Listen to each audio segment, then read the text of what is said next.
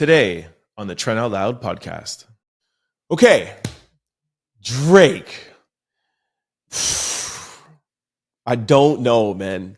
I don't know what Drake's next move is. For the first time in this whole battle, I'm stumped. What up? It's your boy Trent Out Loud, and I'm back with another episode. All right, it's Thursday morning. I'm feeling good. I had yesterday off. Shout out to all my Juneteenth celebrators out there. I know it's not a Canadian holiday, but it's an American holiday, so I want to celebrate it anyways. All right. So yes, I had a day off yesterday, and of course, last night was Kendrick Lamar's concert. So I had a big show set up for you guys today, but really everything is about Kendrick Lamar and Drake and the beef again. So I have a good show set up for you today, but of course, like the lead story and the bulk of it will be about Kendrick Lamar and Drake. All right. So yeah, I got three lead stories for you: Kendrick Lamar and Drake. Remy Ma's son gets charged for first-degree murder, and then the third lead story is Swizz Beatz and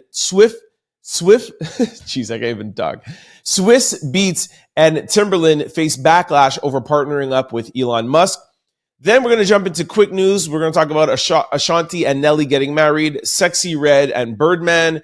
Then we're going to jump into speed news, Vera Wang, Eddie Murphy, and The Game and his daughter. Then question of the day, and actually I got no sports news. So y'all know what time it is. Turn your TVs, radio, or your devices up. I'm about to start this show. Let's go. All right, so Kendrick Lamar had his concert for Juneteenth yesterday. I think the name of it was the Pop Out Show or something. Anyways, lots to talk about. So first of all, it was live telecasted on, is that the right word? Telecasted? Broadcasted. It was live. I take one day off and I come back. I don't even know how to talk. It was broadcasted live on Amazon Music. So if you have Amazon Prime, you could watch it. That's how I watch it.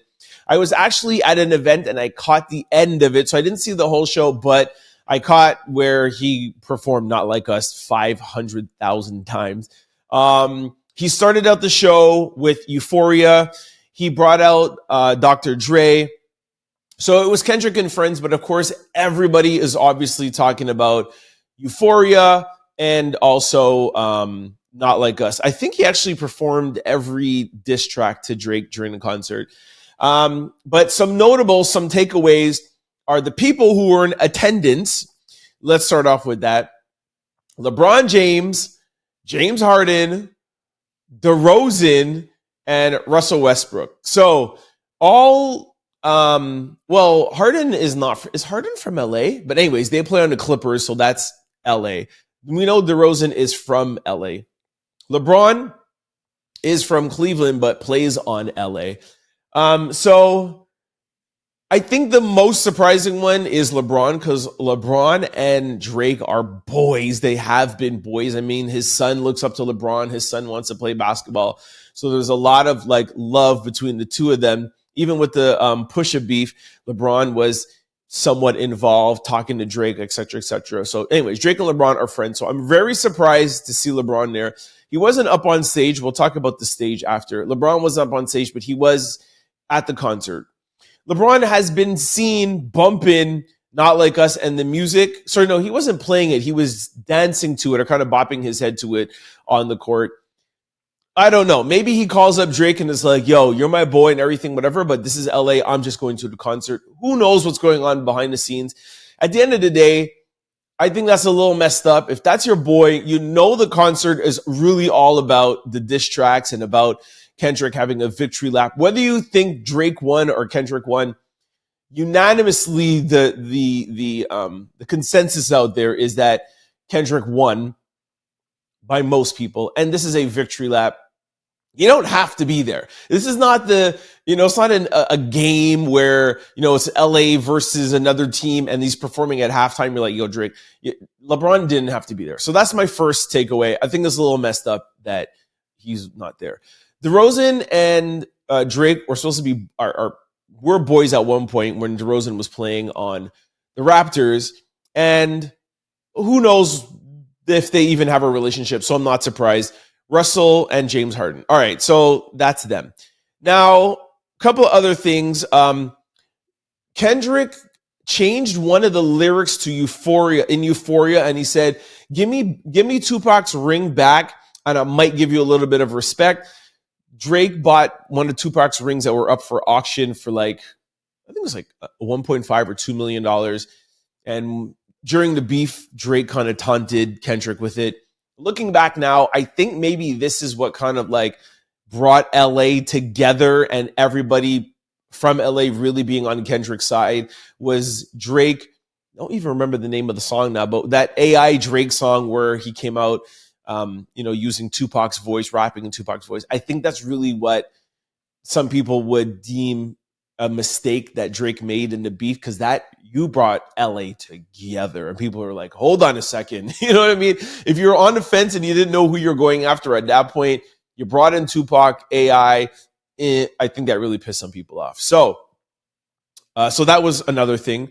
Another thing people are talking about is the merch. The merchandise looked pretty dope, can't lie. He had the, you remember the, where Kendrick said that line about the chicken fried rice at the Toronto restaurant. So he has that plate on a t-shirt, and it says, not like us.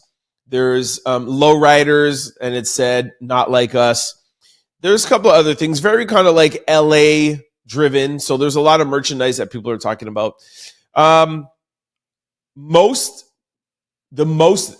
biggest thing people are talking about is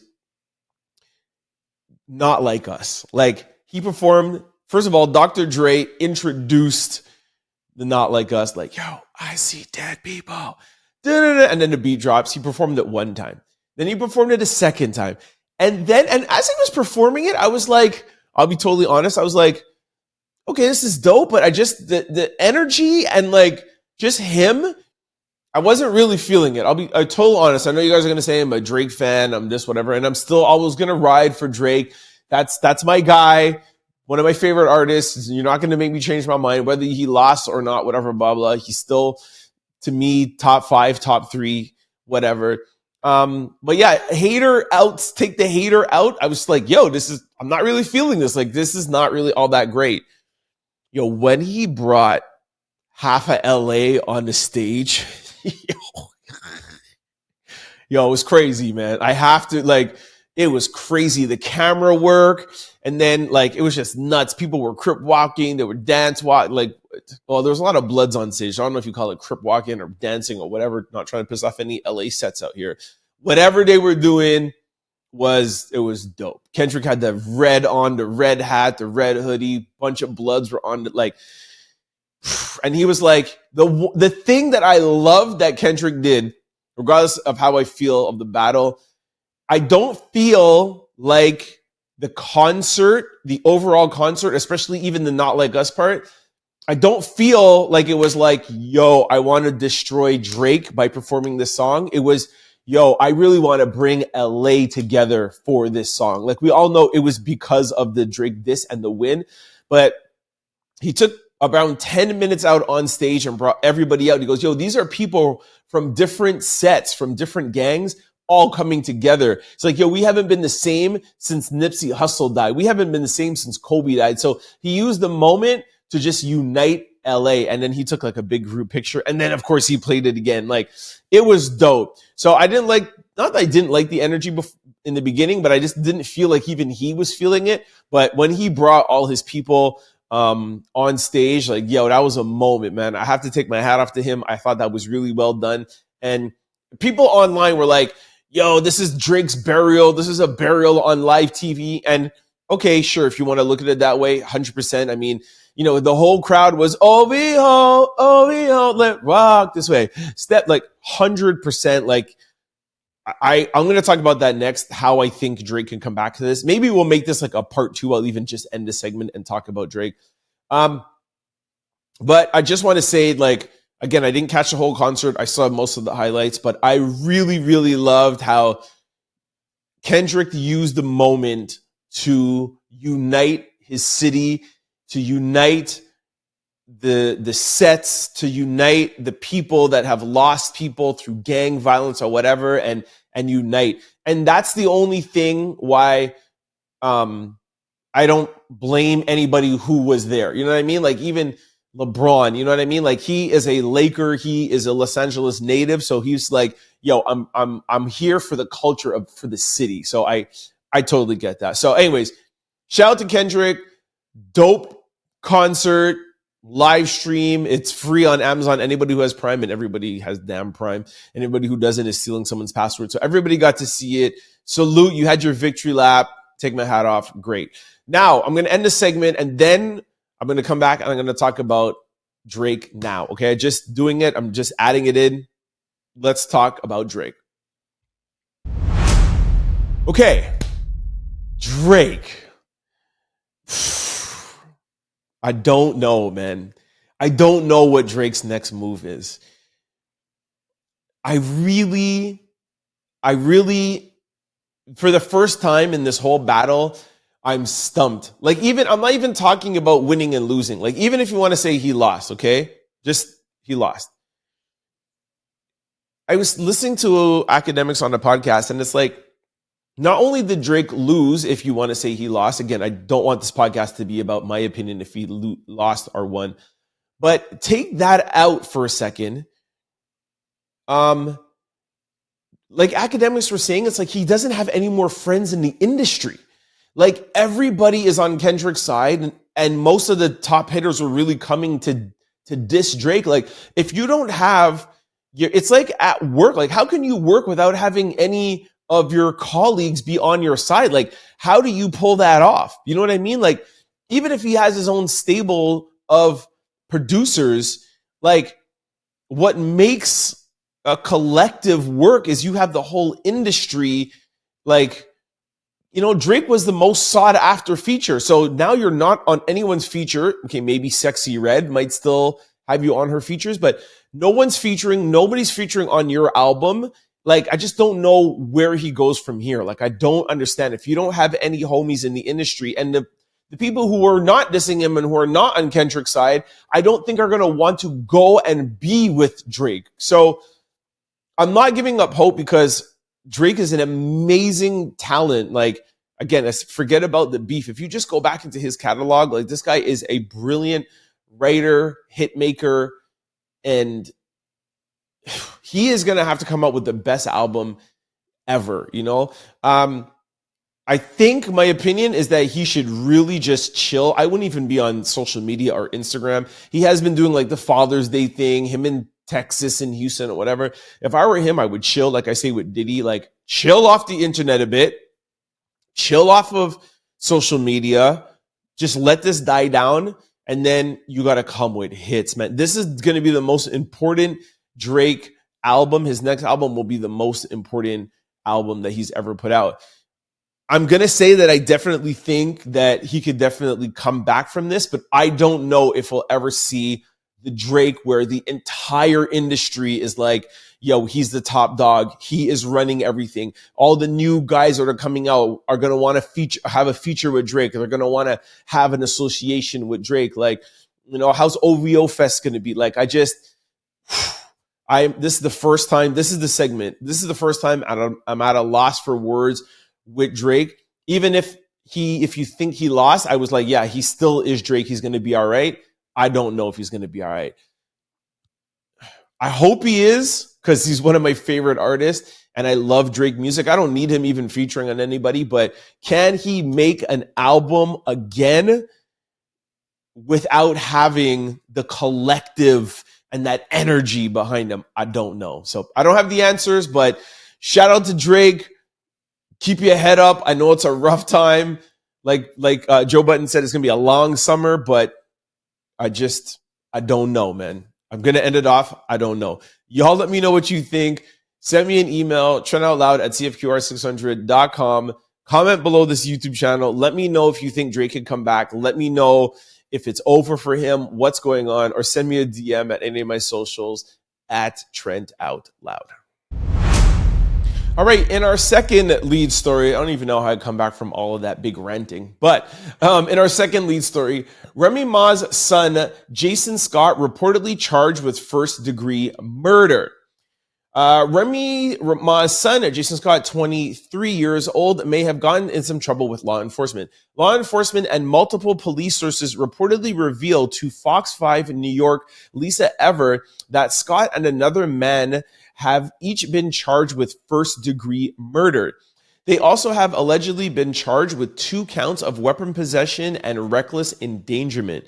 The news outlet also shares that charges are connected to a June 7th, 2021 murder of a 47-year-old man in Queens.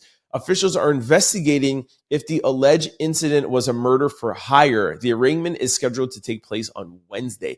Just to let you guys know why this is such a big deal, first-degree murder, for those of you who don't know, that's like premeditated murder. Like manslaughter is, hey, man, you got into a fight in a bar, you shot somebody and you killed somebody. Yeah, it's bad, but that's manslaughter. Like first-degree murder, like that is like life sentencing. So that's why this is so serious. But I think there is, let me find this. Remy Ma came out and gave a comment about this.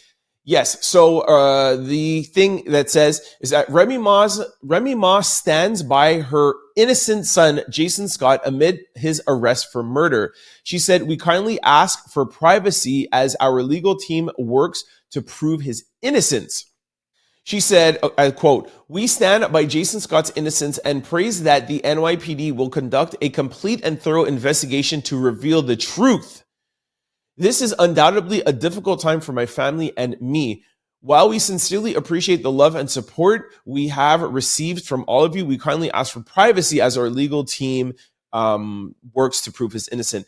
As his mother, I want to address the situation personally, but have been strongly advised by his legal counsel not to say anything, as most people in similar positions are informed by their attorney to do so in active cases." So active case, and if there's charges laid, I don't understand how it's still active and how she could think that it's going to prove his innocence, but we'll see. This is pretty serious allegations. For those of you who know, Remy Ma spent, 6 or 7 years in jail. So, yeah, this is following her son, and it's pretty serious. So we'll follow this up and see what happens. All right, in our third lead story, fans aren't happy to hear that Swizz Beatz and Timberland announced a new Versus deal with Elon Musk on Juneteenth, a day after Elon supportedly a seemingly racist tweet. Okay, so if y'all remember in COVID, Versus, it started on an Instagram. They signed a deal with like Triller. Then I don't even know what happened to that. But yesterday, Tim and Swizz announced, Versus is back. And it's going to be in partnership with X. But I'm going to read out the tweet to you, what people are talking about the tweet. But what is funny that even without Elon Musk liking this tweet, which I'm going to read for you in a second, there has been a lot of racist accusations towards Elon Musk. So I think he has like a court case now where there's some sort of racism thing going on. Like, I just don't understand why Tim and Swizz would team up with Elon Musk. Forget about the tweet and forget about Juneteenth. Like, why Elon Musk for that kind of platform? Like, I just don't get it. Anyways, let me give you more context to it. So somebody put out a tweet that said, "Dear white supremacists, keep your hands to yourself. This isn't the 1950s. Then somebody wrote, "It's true that things have changed since the 1950s. And then they wrote, "Blacks killed 600 more whites each year than whites killed black." And then they were saying today that blacks kill nearly 1,500 more whites than whites kill black. Okay. So I'm sure you guys can break that down. Okay. So then forget about that tweet. Why would Elon Musk like that? Like, what is he saying? What is the point of liking that tweet? This is what I don't get. You have a publicly traded company. Like, these are tweets that you shouldn't be liking. So I'm sure Tim and Swizz did this deal before this tweet. But that's why I started out with saying, Elon Musk is like that. He is a strong proponent. You said, is that the right word? He is a strong advocate for dismantling DEI, diversity, equity, and inclusion. He's not that type of guy. And I just don't think that this is the type of deal that people want to see with Versus. Versus is hip hop, R&B. You know, it's a culture. It's a hip hop R&B music culture, and I just don't feel like this was a good move. So they're getting a lot of backlash for it, and yeah, you know, I'm just gonna read some tweets, but I won't even get into it. I think I explained it right. Here, I'll tell you one. Somebody said, the same Elon Musk who's on national television that doesn't believe in EEI or racism, Tesla has been sued for racial discrimination by the state of California. Not all money is good money. See? And somebody said, on Juneteenth, celebrities are tone deaf. Somebody said, meaning Versus is still black owned, but in order for black people to watch, we all have to flock to a platform where being racist is targeted on. It's like, anyways, it's just not a good move. We'll see what happens, but I'm happy Versus is coming back, but why with Elon Musk?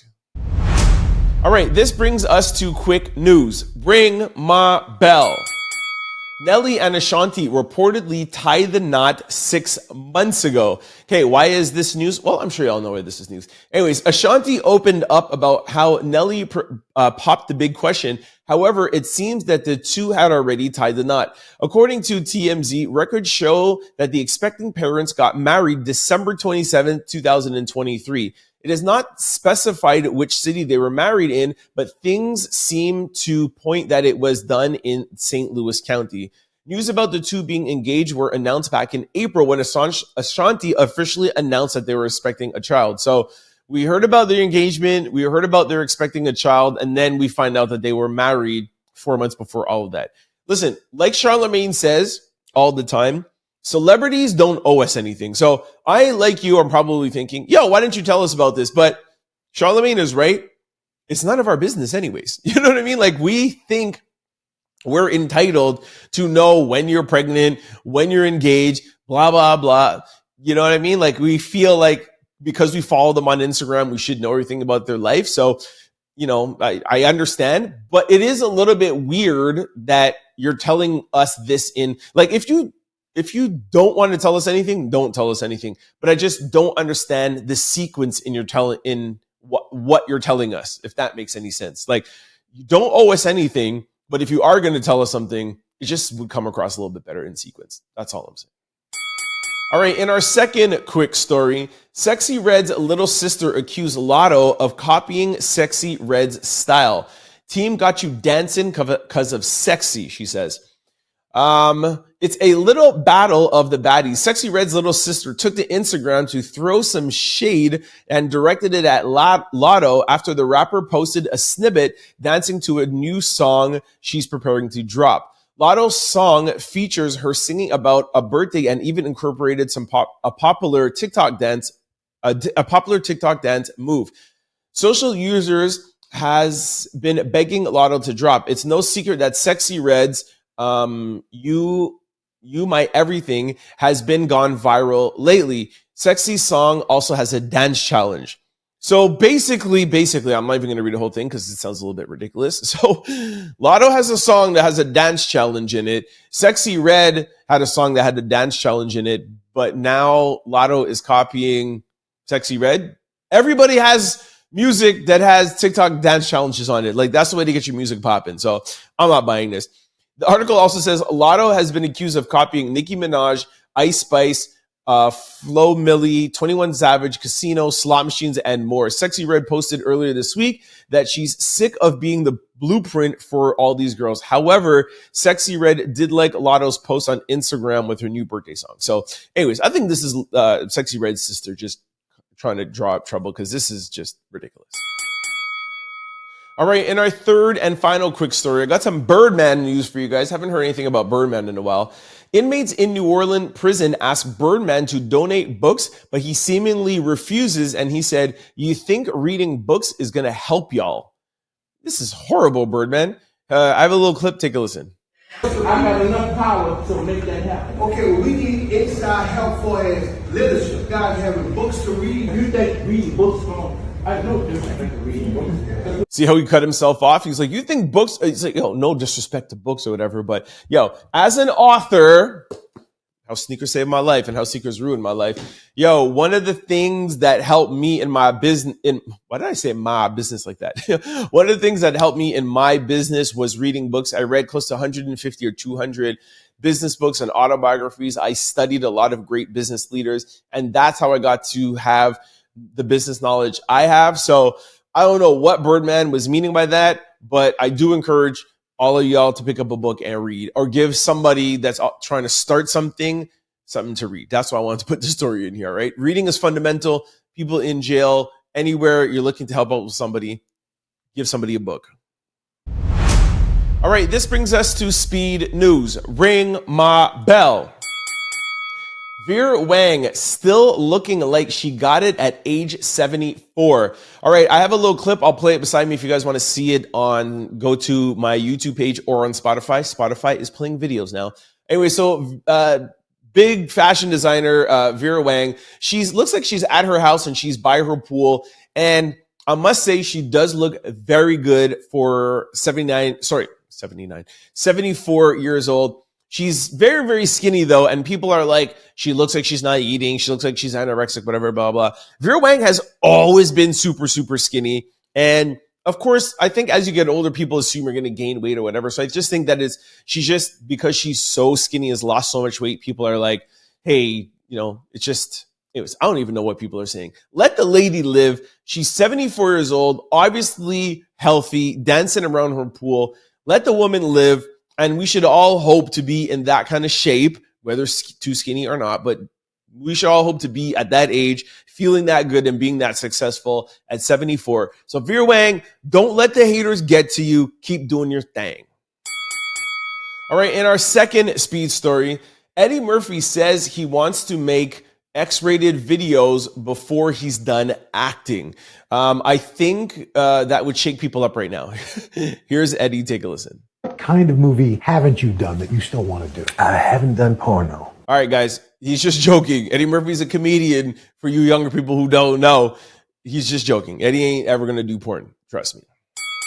All right, in our third and final speed story, social media users debate whether the Game's photos with his daughter are too intimate.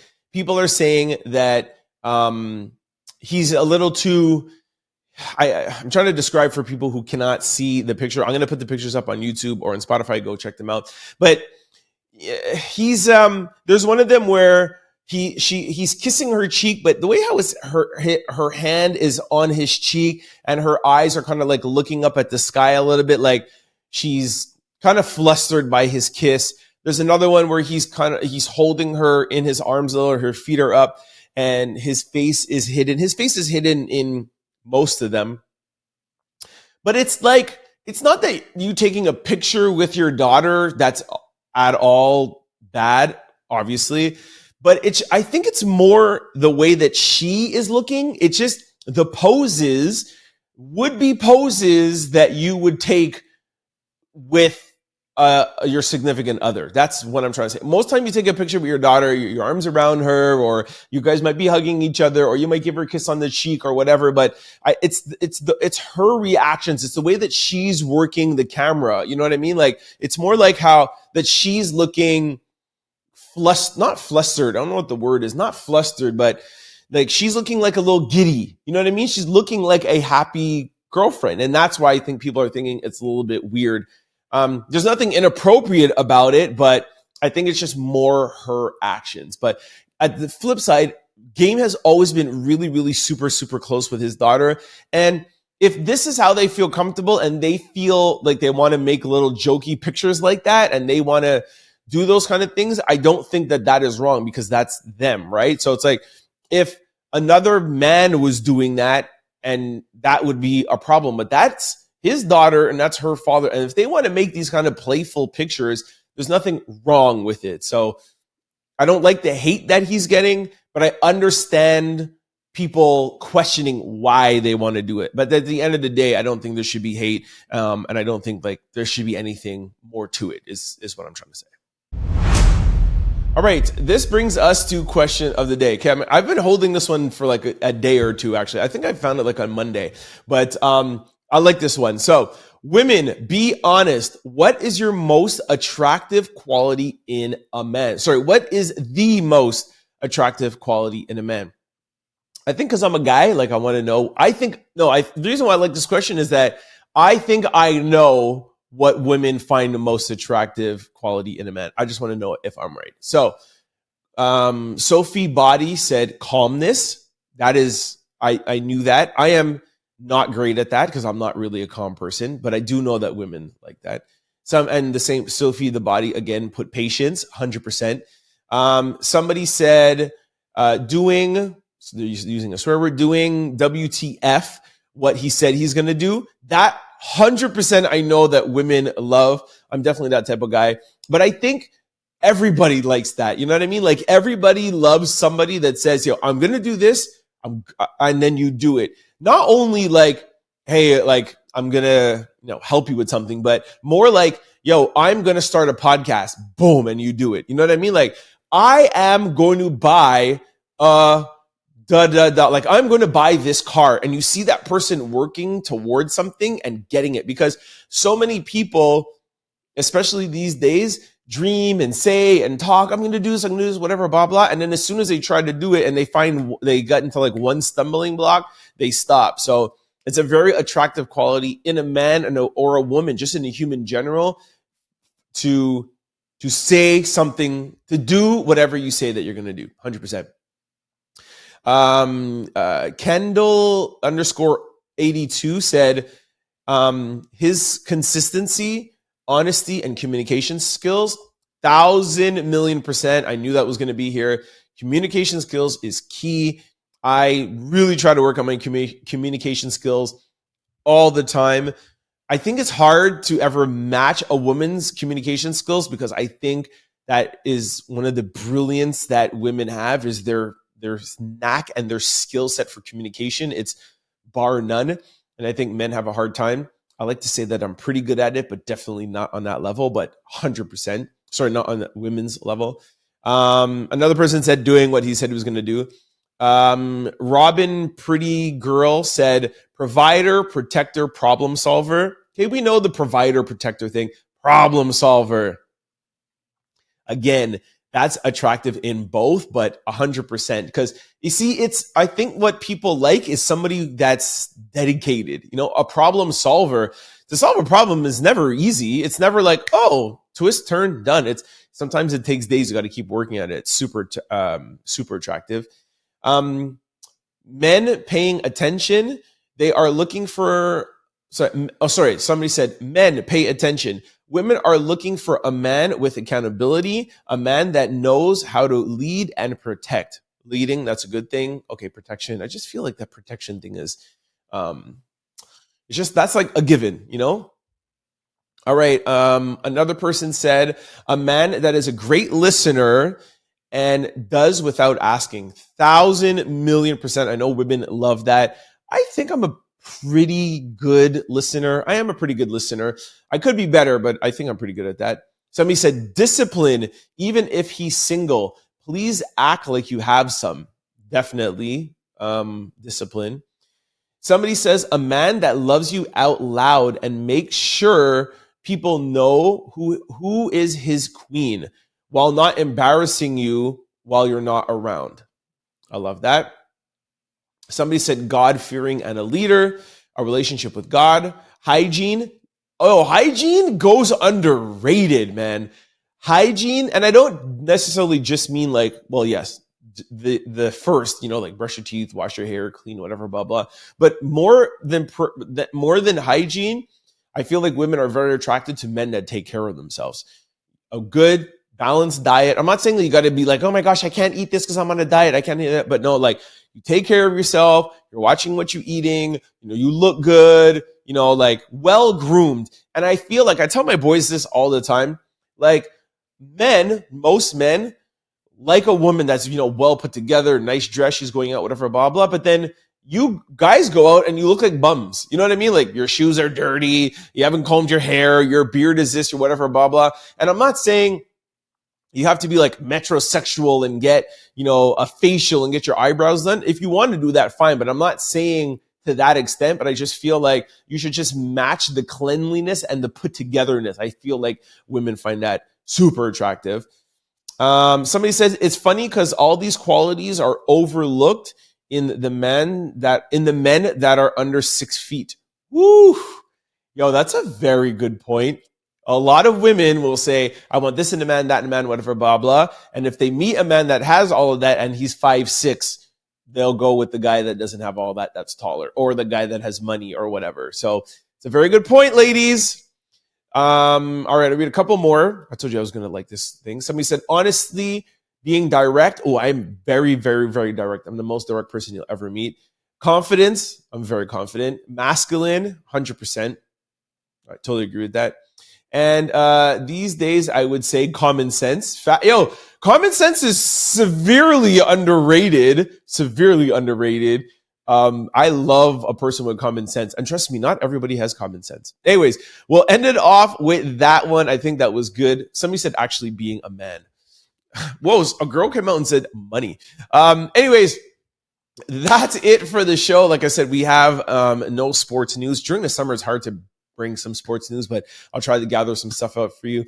Anyways, that's it. That's the show. Thanks for kicking it with me. I will see y'all tomorrow, my favorite day, Friday. And it's also a long weekend in Quebec because it's Saint Jean Baptiste, so I have Monday off. So it's going to be a great weekend. Thanks for kicking it with me. Look at me. I'm like, it's going to be a great weekend. Yo, it's Thursday, Trent. Relax. See how excited I get for weekends, man? All right, so Thursday. I will see y'all tomorrow. There will be a show Friday. Before I leave, just want to remind you, if you're used to listening to this on podcast platforms or on YouTube, please try to check me out on cfqr600.com from any device anywhere in the world. Just go to the site and click listen now from Monday to Friday from 11 to 12. We do play the Trent Out Loud podcast and we mix it in with 90s and 2000s hip hop and R&B. It's a great way to break up your day and listen to the podcast. Vice versa, if you're used to listening to this show on cfqr600.com or 600 AM if you're in the Montreal area, and you can't always catch the show from 11 to 12, just know you can always catch the Trent Out Loud podcast daily on YouTube or on podcast platforms. We upload daily. Just go to your desired site, type in Trent Out Loud, the show will pop up. Don't forget to follow or subscribe because you'll know when we upload new shows. And also for my YouTubers out there, Spotify now has video. So you don't only have to catch the Trent Out Loud podcast. If you're used to watching it on video, you can always catch it on Spotify. It's easier to watch on the app because you can close it and listen to it. We're on YouTube. You can't always do that. So those are all the platforms to check me out. You can also follow me on any of my social handles at Trent Out Loud. Thanks for kicking it with me. I will see you tomorrow. Peace. Don't forget to like, comment, and subscribe. It's your boy, Trent Out Loud. Peace.